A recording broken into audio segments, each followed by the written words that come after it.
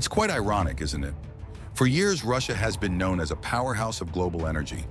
Oil and natural gas are essentially the lifeblood of the Russian economy, accounting for a significant portion of its GDP and more than half of its exports.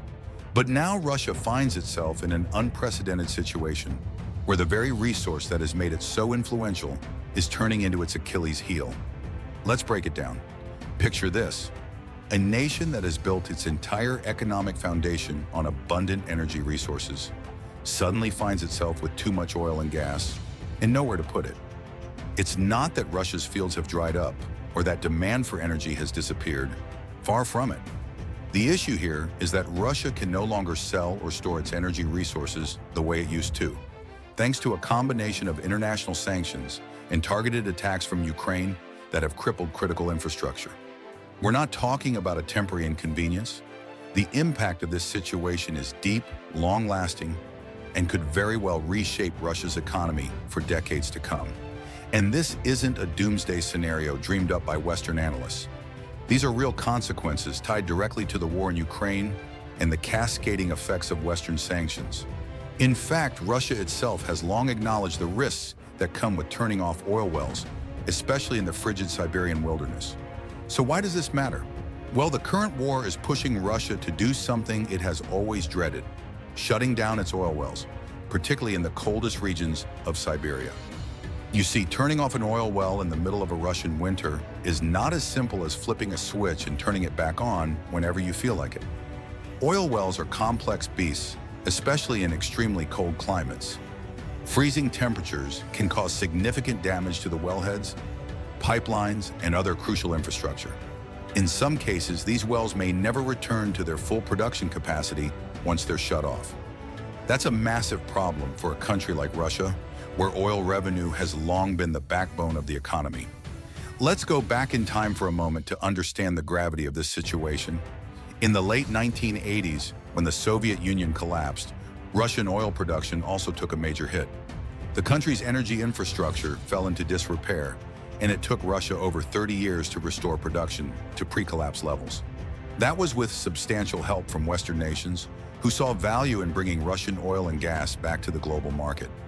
But today, Russia finds itself in a much more isolated position without that same goodwill or international support. And make no mistake, they will need support. Ukraine, on the other hand, has been punching above its weight with precision drone strikes targeting Russian oil depots, refineries, and storage facilities. These strikes are highly effective for a couple of reasons. First, Ukraine has figured out how to use small drones with just a few kilograms of explosives to set off chain reactions that result in massive oil fires. These fires are extremely difficult to put out, sometimes even impossible, causing extensive and costly damage. Second, each attack, while relatively inexpensive for Ukraine, delivers a huge return on investment by undermining Russia's energy infrastructure bit by bit. It's important to note that these strikes are not just a nuisance to Russia, they are a strategic move to weaken Russia's war effort and destabilize its economy. Russia's oil infrastructure is vital to keeping the war machine running. Tanks, trucks, aircraft, and pretty much everything else in a modern army depend on oil, especially high-quality refined oil. So when Ukraine strikes these facilities, they're not just going after economic targets. They're also hitting Russia's military capacity. At the same time, the international sanctions imposed on Russia are playing their own critical role in this unfolding crisis. Even before Ukraine's drone strikes intensified, sanctions had already started to bite into Russia's ability to export oil and gas. Many of Russia's traditional buyers have turned to other suppliers, leaving Russia scrambling to find new markets for its energy resources. But here's the kicker. Even when Russia manages to find a buyer, the logistics of getting the oil to them are fraught with complications. Shipping lanes are increasingly restricted, and many of the spare parts needed to maintain oil infrastructure are no longer available due to sanctions. This lack of spare parts is more than just a minor inconvenience. It's a ticking time bomb. Russian oil facilities, particularly refineries, require constant maintenance to keep running smoothly. Before the war, much of this maintenance was carried out by Western companies or with Western-made parts. But now with those sources cut off, Russia is trying to make do with inferior, locally sourced parts that are simply not up to the task. This is causing more frequent breakdowns and increasing the risk of catastrophic failure at key oil facilities. And when that happens, it's not just a matter of calling in a repairman. These breakdowns can take months, even years to fix, if they can be fixed at all. And remember, it's not just the refineries that are feeling the pinch. The pipelines that carry oil across Russia's vast landscape are also at risk. Pipelines, especially in freezing conditions, are vulnerable to damage if they're not properly maintained. This means that even if Russia manages to pump oil out of the ground, it might not be able to transport it where it's needed, either for domestic use or export.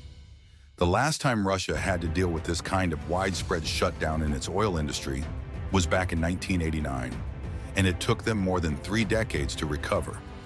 The difference this time is that Russia won't have the benefit of international aid to help rebuild its energy infrastructure. After the Soviet Union collapsed, Western companies invested billions of dollars and millions of man-hours to help Russia get back on its feet. But today, the West has little incentive to do the same, given Russia's aggression in Ukraine.